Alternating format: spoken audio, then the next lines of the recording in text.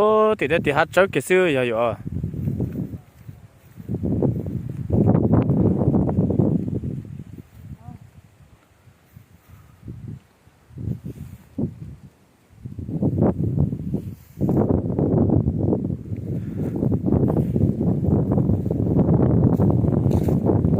nhất thật xưa tết thì nốt là tết rồi rồi luôn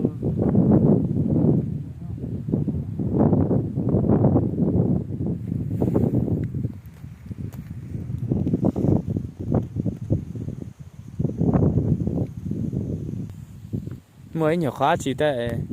tôi chỉ tại nó nướng gà cái chờ tết đi uống bia thế nào mà quá đặc cơm luôn.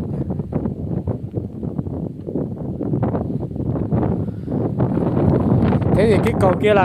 kia là cái cầu để đi lên đồn biên phòng lên đi vào chỗ nhà vợ em chứ gì đó nhỉ, cái cầu ở giữa cái sông ấy nhỉ.